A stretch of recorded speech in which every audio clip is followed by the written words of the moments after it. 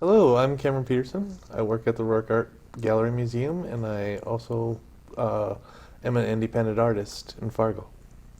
Hi, I'm Jay Hopkins. I am an art instructor over at Northern State University and a new hire here at the Dakota Prairie Museum. Hi everyone, welcome to the All Dakota High School Art Judging Workshop. Today Cameron and I will be speaking about each team as a group. Our next group of people is from Ipswich High School. Now, this piece is very interesting. I love geometric versus organic, and what this artist did was he took an organic shape and made it all into geometric planar shapes, like the beginning of Cubism, and switching them up. I really like your understanding of blending a color and how different colors work together. Like, I don't see too many younger people being that bold, but putting the grays there where they actually do belong and understanding that. So Right. Always a fun way of approaching and understanding color. You know, the lips themselves having all those different blends of color mixing. And even within the jacket itself, it really shows your understanding of transferring color and value and control of that color. And another good choice that you made too is you didn't paint the background black. I mean, you took a off color that helped your figure pop out. Temperature control. From the actual image, you're pushing your focal point out onto the person, which is really good. Yeah, nice work. This is a fun little illustration. And the fact that the artist made those legit choices of having these bubble thoughts coming forward gives it more of that, you know, comic book appeal. Maybe I would say transitioning some of your line quality. Fat and lean lines, variation of lines will allow the figure to come more alive with those subtleties. Yeah, I agree too with the having the bubbles out, and I imagine too, like, to create another layer you could almost cut this out and leave the background there, and so then you'd have 3 layers making more depth. Right. But at the same time, it's a great illustration, and I do agree, like, lines through the hair, like thinner and thicker lines through the hair will help your eye go around the piece. Yeah. And line is a powerful tool. You don't need color or more color or transition of value to your color as long as you know how to control line to create that three-dimensional appeal. And I think this is a good, very great example of mixing soft with hard contrast. Your blending of your soft pastels are great, and it goes good against this hard contrast of your figure. And the only thing I could really look at is maybe pushing some of these corners back just to make the rest of it pop out, but and lightly too, not a very big color change, or maybe instead of a black, maybe a dark blue, almost dark blue, black color in the background. But overall, I really like the contrast between soft imagery and hard. Right. I enjoy the color mixing and control of this soft aura projecting off of this figure. I agree with Cameron. The fact that you have that ability to control such nice color combinations, you almost want to see it come all the way through, even with your edges, instead of having that harsh black. It just flattens it out immediately after having all this nice energy between that figure and that background. Oh, with this piece, I really like the complementary color of red and green, but the fact that you controlled the temperature of those reds and greens is really a nice rendering. The detail that you put into some areas and not into others create a flatness in some areas, which I would like to see you push more, for the fact that you really focused in on some of those details elsewhere.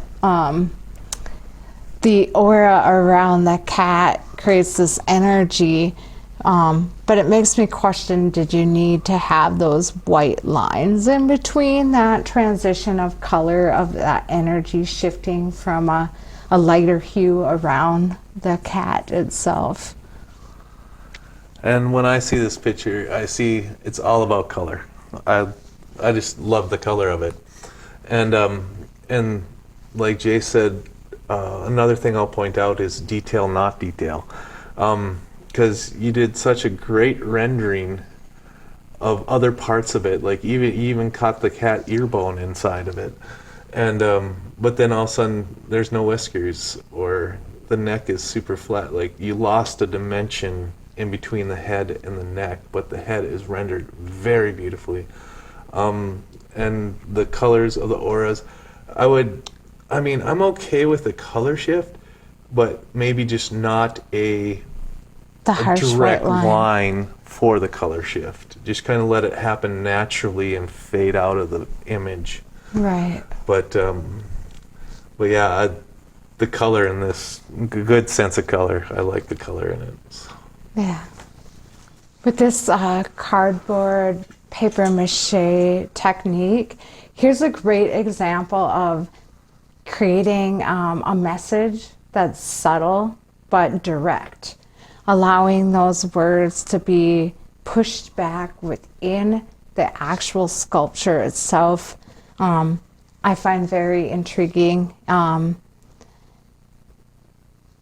It definitely focuses on the psyche. The black background is a little distracting. I think if you would have kept it more of those neutral tones that you have going on, would harmonize the whole piece, making a better, like a more direct statement in itself. However, the way you rendered the elephant with the material use, very well controlled. Yes, I really like the construction of the actual element, and I'm in agreement with the background, because the gold frame is kind of jarring your eye against this beautiful sculpture here.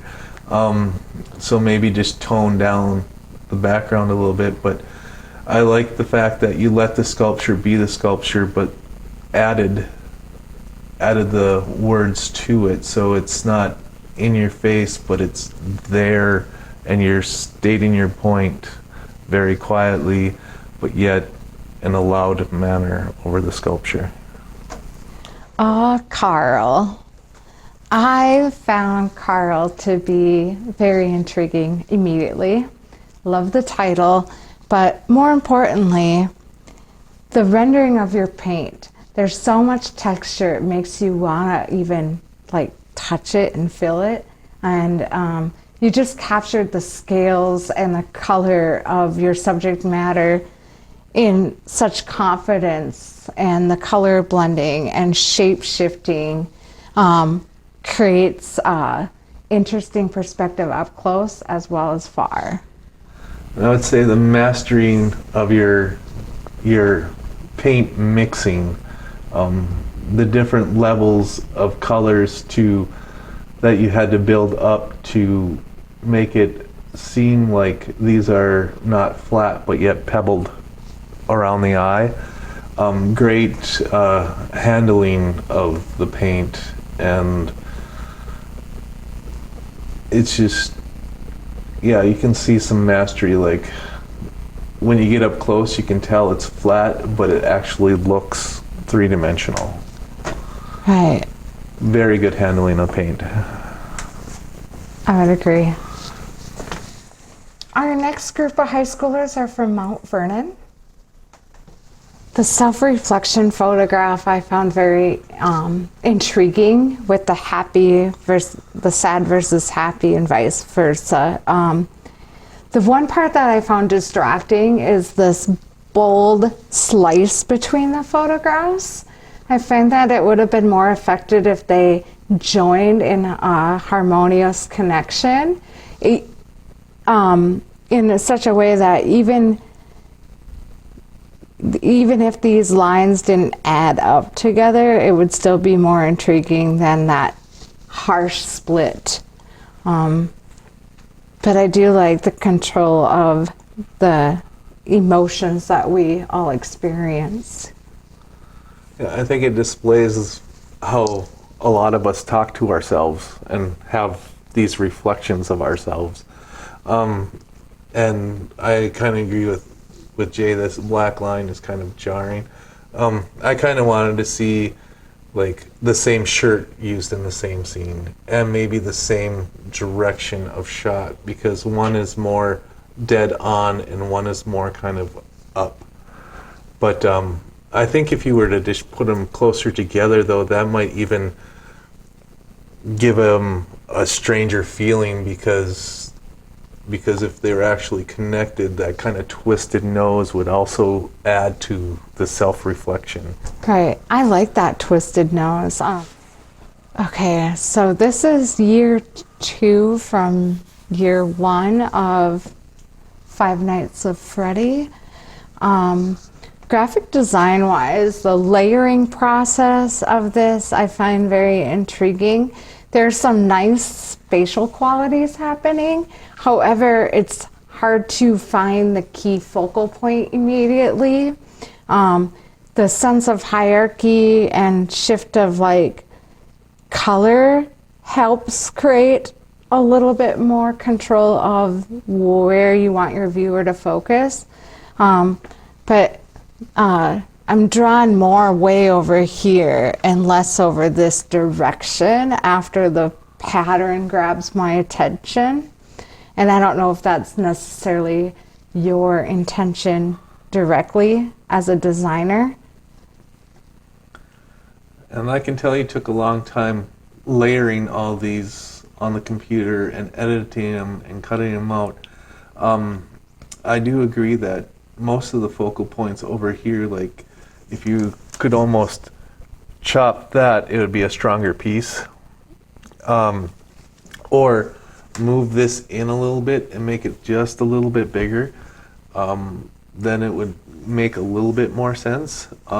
One thing with something this busy, you do kind of want to create a flow of something that, because there's a point where a viewer can just get lost in the detail and it doesn't mean much because there's so much going on. They're overstimulated, so it might help to find some way to control your busyness, even though I don't mind the busyness that much, except making more of a focal point.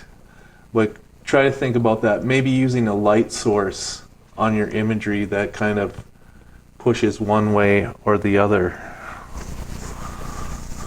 Right.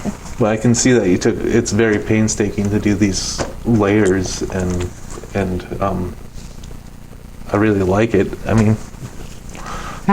All right. For this particular fiber piece, it's very eye-catching.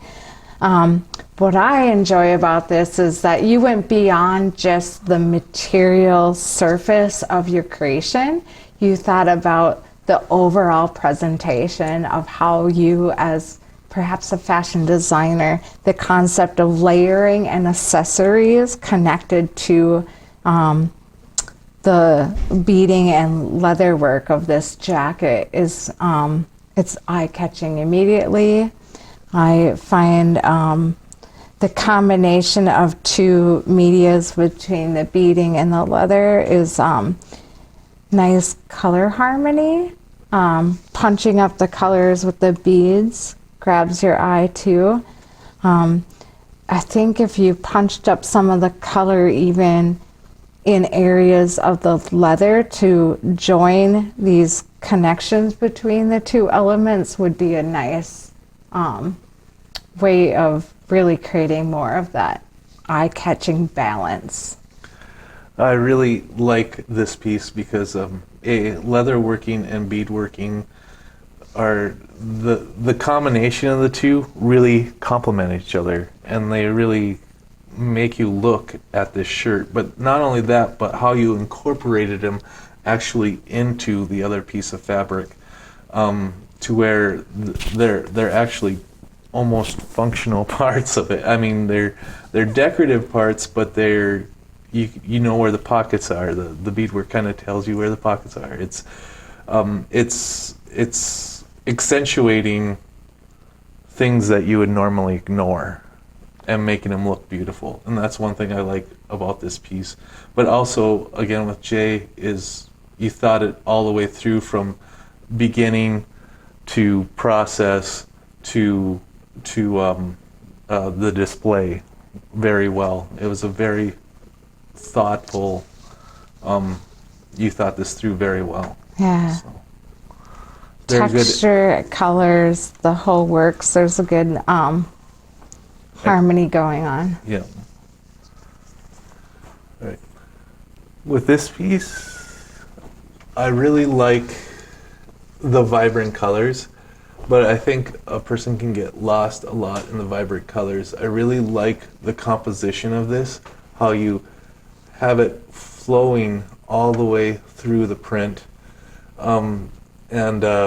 I think a way to make this pop out more, though, would be to saturate these colors on the side and make them duller, or make them solid, so they're not, you don't get the different gradations. It's just solid, and that will help this pop out more. Use of gold is really tricky. I can understand it in this piece, but maybe a little too much, or otherwise it's a little too less. Like, the gold should either be popping off of it or a little bit more minimal and not so much gold in it. But I understand that it's very iconography to put gold halos around saints. Religious relics. Yeah, and religious relics. And so I really like this print. Like I said, just making the actual Madonna pop out a little bit more might excite me a little bit more. And I agree with Cameron on that. I would say even just doing a tint filtration of pushing the background so that your Madonna comes forward into that elements would be a nice touch to it. Yeah, instead of relying on the gold to bring her forward, bring her actually forward into the piece. Right. All right. With this particular drawing, I see a transition into perhaps digital art or graphic design aspect.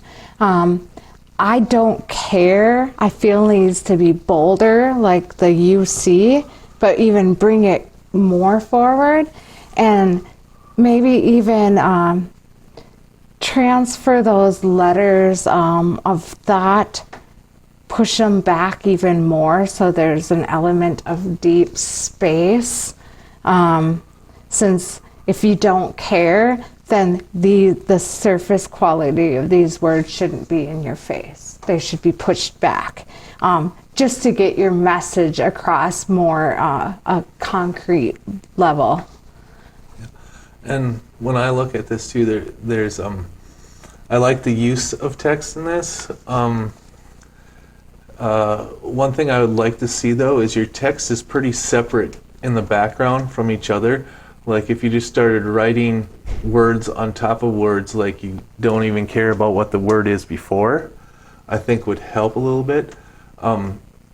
Something I find jarring is the big silver line in the middle. That doesn't make sense to me.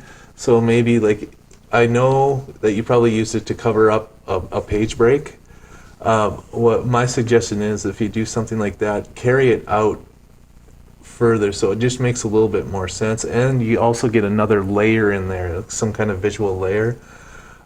With all this handwriting, I think with I don't care, I agree it should be bigger, but also like almost in a computer font, like not handwritten, like it needs to stick out more than the rest of the piece.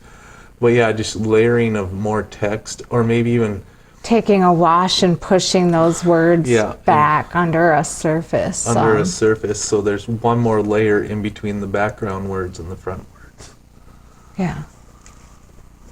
For one thing, I want to mention that this is very brave, a long horizontal piece. Most long horizontal pieces don't work out that great, but I think this works out really good. The biggest strength I see in this is your blending of color. I mean, when I look at this, I follow the sky, I follow the rocks, and then I follow the sand back down. So you have a good pattern going around. Other things that I would the blending is so nice, but you kind of treat the shirt and the figure and the different parts of the figure as separate entities. So the shirt kind of stands out as just the shirts. The short kind of stands out as just the shorts. And the legs are just the legs, and the hair is just the hair.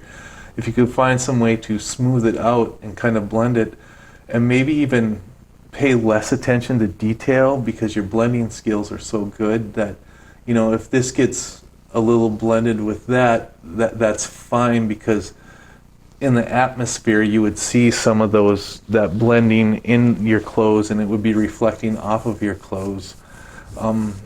Like details, like I even love the blending underneath the Black Eyed Susans or Daisies, and but the detail of the actual daisies is kind of jarring.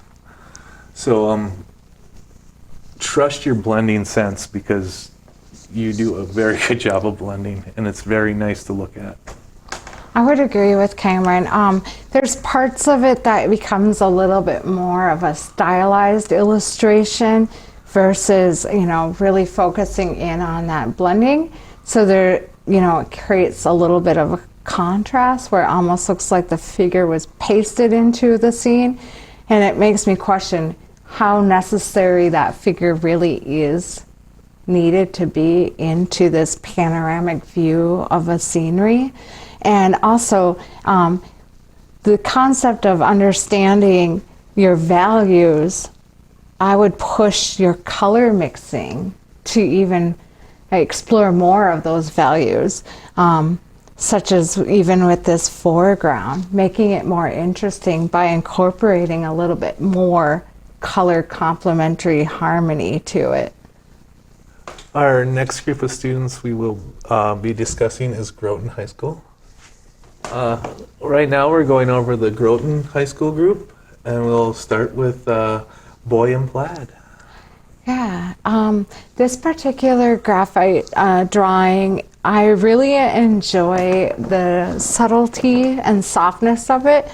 There's a couple areas that could be improved on, just the shift of darkening your values to create a spatial difference around that edge of the contrast between the neck and the chin. And even like the nose gets lost being over blended and not having a nice hard edge line to really bring out those details again. There's such a nice transition around the pupil and eyelid, so I know you're capable on that level. I mean, even those tiny little hairs over there on the edges of the hair and transition between the undercut of the hairline. But I really find this a nice soft blending of the plaid and face itself. One thing I would like to add is, like, for your age, you did a very good job on proportioning. Your face is proportional to the body. Yeah, your lights and your darks, you just need to push them a little bit further. When I started, I had the same problem. And one of my instructors said, you know what, start with a medium gray and erase and draw into. So you're already starting off with your medium, and so you know where that medium tone is, and you can only go darker or lighter, and that will kind of force you to create the contrast, either erase into it or add more to it. And then you'll be able to see or compare how dark the dark actually is and how light the light actually is. Well, there is a strength of darkness going on in the plaid. Yeah. Yeah, very nice. All right. Here is an interesting composition, and the title is perfect for this piece. I love the movement of this ribbon-like quality, really utilizing line to its advantage. There's some really nice color blending in with your pastels here. This transition between two colors, I feel like if you blended those colors in that transition would be more effective. And you know, you're starting to do it up in here a little bit more where it shifts into a honeycomb. And I would, like, one way to do that would be to add a little bit, like this gold is right by this red, and you could add a little bit of gold into the red, just a little bit, but your shading and blending are really good from dark to light. So adding that will be a little bit tricky and will be a learning experience, because it's probably going to dull it right away, and you'll have to figure out a way to pull that gold back out again. But yeah, really fun, whimsical really approach nice, really to nice a childhood favorite, right? Yeah. All right. This is a triptych called Honey.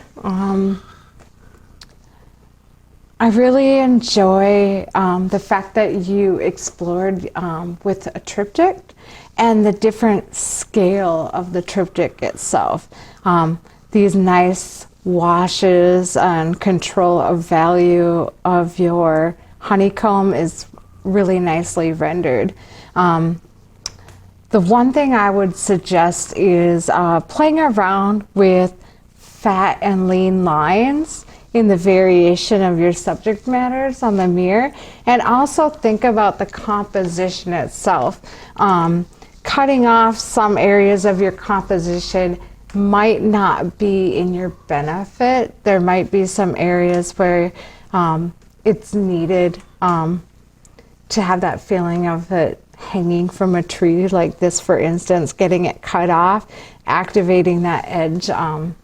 Just, I don't know if that was necessarily an approach I would go with on that level. And also observation of the wings of the queen bee. Unless this was supposed to be a butterfly versus a bee, the direction of the wings vary between two insects. And I like the idea that you accomplished, you know, a triptych too, or took that on. Like I said, like Jay said, the spatial, like this would almost help if it was, the branch was lifted up and you could actually see part of it. And part of this triptych I would really like to see integrated. I mean, I really like this, but like maybe just painting before you etch, painting like a little honeycomb line that kind of matches the textures and the shape in there in each of these, so then you really know that they belong together. Or even doing something within that frame space. Yeah, or making the frame space the honeycomb space. I'm really glad that you've decided to take on glass etching. We don't see much glass etching, so right. We are more than excited to see that. Right, and I find that the bee image is more intriguing because you do push that variance of line to create space and value to that subject. Traditional still life fruit basket and fabric. Fabric is not an easy subject matter, especially when you're introducing yourself to new medias and concept of developing your values of spatial difference between a fold and shadow. There's some really nice soft blending and rendering of the material itself, and it gets a little lost with your fruit being one key value and not, exploring some of that shifting of light and darks within your fruit itself would make it more powerful. Yeah, I agree. I like the way you lined up the composition. It's not boring. It's very exciting the way that you lined up your composition.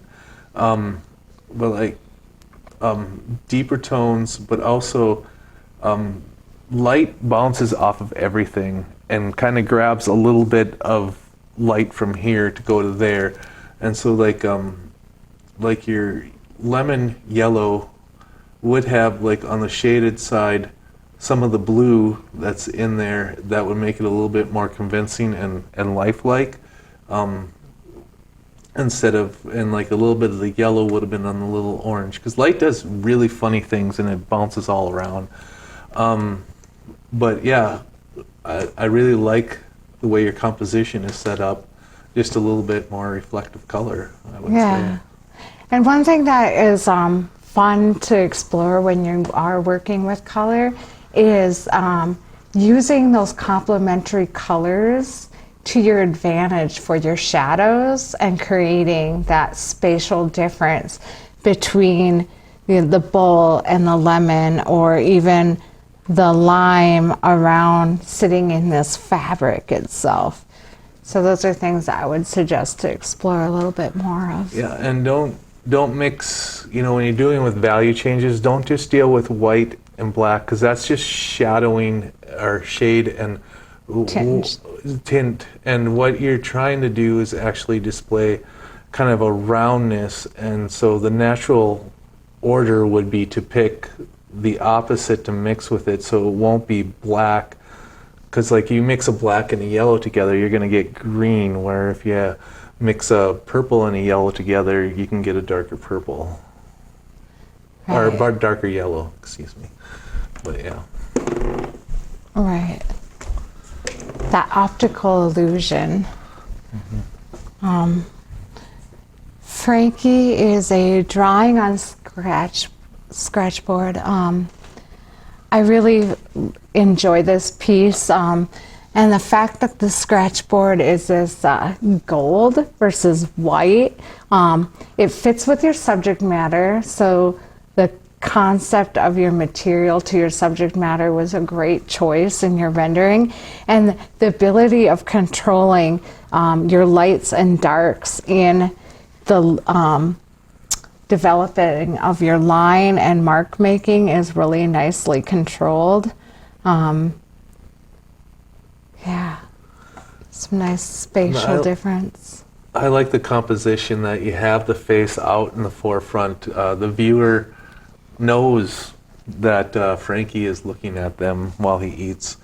And then I also like your sensitivity to make the fur and the lines, and use your line to make a fur-like quality, and you have a leaf-like quality. The only thing I can think of is a little bit more bringing your lights out, like a little bit more higher contrast. But very good job on recreating a fur-like texture on the skin. That's not easy to do. Right. Serenity is a painting. I really enjoy your color mixing and control of your greens, and the gold into the green itself. The foliage has got a nice control to it between nice, bold mark making and these subtle transfers of an atmospheric perspective in the foliage itself. I'd like to see more of that being pushed into some of the face itself. There's a little bit of it, but you're not quite hitting it on the level of observation that you did in your green foliage. And some of these white lines themselves get a little bit too They're jarring. yeah, I was like, what's the key word for that? But, versus like the subtlety of the lips itself. Yeah, so for these white highlights, I would actually, it can be very close to white, but it needs to have a little bit of the pigment in there and not just strictly white, because it's kind of like, whoa. The bluish color you used in the lips would have been more of the key color to use around the eyeball itself too. Yeah. But title-wise and subject matter, there's a nice harmony to it. It was a good choice of titles. I'm a big fan of always titling your artwork too. That's important because it leads your viewer into your story. And the blending of the greens are just great. You experimented with that a lot, and you can see that you are growing within that. Right. Nice work. Our next group of artists are coming from Mitchell School. Some Roman Greek architecture, always a great subject matter with art. I really enjoyed the color spectrum of the rainbow lighting into the windows, a nice little twist to the storyline of an old nostalgic architecture itself. And compositionally, the placement and viewpoint of it is very intriguing. I am in ingredients with that. I'm going to call it the use of imaginary color, because that color does not exist there. But in this piece, it actually belongs there and really helps the piece. I like your attention to detail. One thing that kind of came to mind with me is maybe a little bit more color shift between the front and the back of these parts to show that it's actually going back a little bit more. But when you do that, make sure you pay attention to where you believe your light source is, because how you do that will change where your light source is. Right. Nice. Visually, I like the concept of all the hands actually building and creating the bowl, and I found it really interesting with the contrast of black versus white with the base. Some of the details in the hands and the fingernails are a nice form, and the fact that no two hands are the same makes it very intriguing. And I like this piece because it's the hands creating more hands, and to create an object to hold something, and that kind of symbolizes a unity. There are questions I do have, like for example, I do like the black hand as a base, but with that said too, you really have to think about what you're actually saying, because that can carry connotations that you don't know are necessarily there. Like it might mean that either you're trying to express that the white hands are holding the black hand down, or the black hand is holding the white hands up. So be careful when you're switching colors like that with like physical attributes, that you're not making a point that you didn't plan to make. Right. The power of symbolic colors in itself can create a different message. Mm-hmm. Well, I, for one, enjoy this piece. It reminds me of one of my favorite artists, William Morris, who was actually a printmaker and cut out wallpaper plates. But the craftsmanship of this is just excellent. It's not messy. Like with this, I would expect a big mess in the background, and it's super clean. And I just love the time and the patience this took to put together. I mean, like William Morris is, he said, good art is making something look like everybody can do it until they try to do it. And I know I could probably not do that piece. Right. I think you chose an excellent subject matter with paper quilling for the fact that the ringlets and curls of a dog you captured really well, and the interesting transition between the dynamic of the positive and negative space that the quilling creates as well gives you that extra addition to the texture of the hair. And yeah, just a really nicely done rendering. And those subtleties of color shift and complementary colors give that extra little detail when you come up in close and personal to the piece. Very well done. The iconic dream catcher. I love dream catchers, so I personally am a little biased right away with that. The movement and detail, consistency with all the weaving that you did, you have a nice control of the hand and eye. And with the dream catcher too, I'm beginning to wonder the symbolism, because the dream catcher is such a personal thing, and so the colors you actually use probably have some symbolic reference behind them. And for me, I do not understand what the red, the silver, black, and white are, but the fact that you named it Unity and they're all coming together helps me make sense of that. So, well, in each culture, colors have their own symbolic message too. yep. So, but really nice craftsmanship here too. Again, it's a very great piece. All right. With this photograph, I found it very interesting with the shapes itself, but with it being titled Through the Frame, I feel like there's a juxtapositioning happening between the portrait itself and the frame. They're competing with the foreground space at this moment. So controlling your lighting and filtration when you're taking your photograph would make a better composition. Maybe either pushing the lighting of the portrait back a little bit or increasing the intensity of that darkness of the frame would be some of my suggestions with this piece. But overall, the pattern visually is very intriguing. And for me, I think you displayed the emotion that you wanted to display, and so that communication's coming through.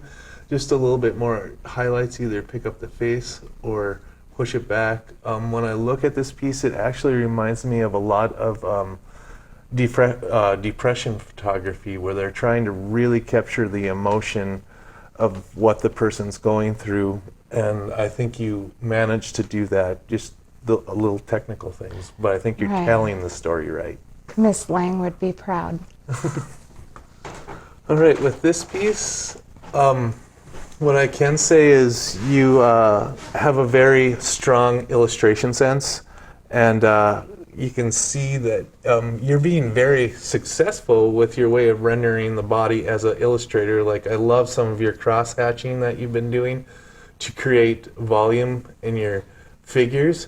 One thing that kind of loses me, even though you have highlighted your focal point, I think it's still a little bit too busy. Or maybe if you would have just lightened the whole background and left just the figure there, it would pop better for you. But overall, I think you're well on your way to illustration. I would agree with Cameron. However, I do really enjoy the fact that you paid attention to different scales and proportion to make it more intriguing instead of having everything at the same level. This group of artists is from Sisseton High School, and we can start off with Larry, the linoleum block print. I really like the clean lines, but I also like the abstract, the way he used his negative space lines and kind of kept them all in form, because I know when you're cutting away that much blank space, you're going to get random pickup, and I like that he actually uniformed those lines for that space instead of just randomly cutting it away. And it's good that he experimented on fabric and also on paper. The paper ink might have been a little too thick, but that's okay. It works. So. Yeah, one of my favorite processes when it comes to printmaking is doing screen printing or linoleum cut for t-shirts. So I was attracted to this media right away, and the positive and negative space, very nice control of it. And again, like what Cameron was saying, that negative space, allowing those lines in movement that complements versus distracts you overall for your subject matter was very nicely rendered. Excellent. The next piece is a hand building ceramic called Neil. I love the goofiness and the playfulness of this. It immediately grabs a smile to my soul. And, you know, art doesn't have to always be so serious, and that's why I find this really fun. Yes, and I mean the greatest aspect of it and what catches your attention is the funness of it. One thing I would be careful with, even when hand building is involved, when it comes to ceramics, controlling your walls, the thinness and the fatness. If you get too fat, that could explode in the kiln process. So just really understanding the way the line flows between those lean and fat line would be what I would work on a little bit more on that hand building process. Yep, and I would say keep on going in that direction.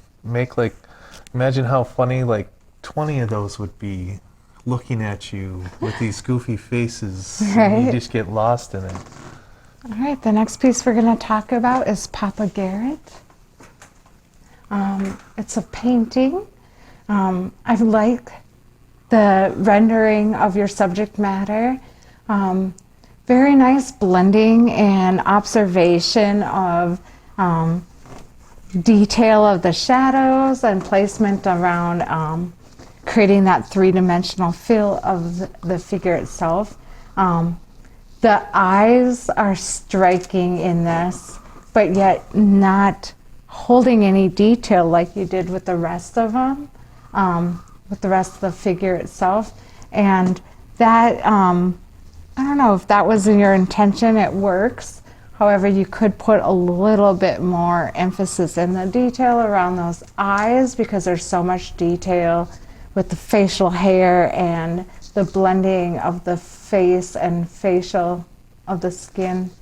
There's a white line between the skin and the shirt that kind of distracts me. So just, taking into detail of those little things of blending quality, but otherwise really nicely rendered. Yeah, I really like the render of that too. A little bit, maybe the eyes are missing a highlight in them, but also the stark whiteness is most eyes aren't completely white. They either have like a little bit of red towards the corner or a little bit of grayness towards the corner. That would help you pull the actual shape instead of being a flat shape to being a little bit more rounded shape.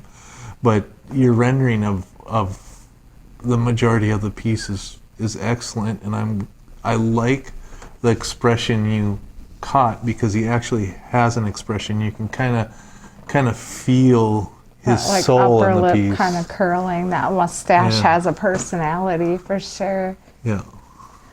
The next piece we'll be discussing is the boot. I was attracted immediately to the composition and the way you rendered that boot and controlled it.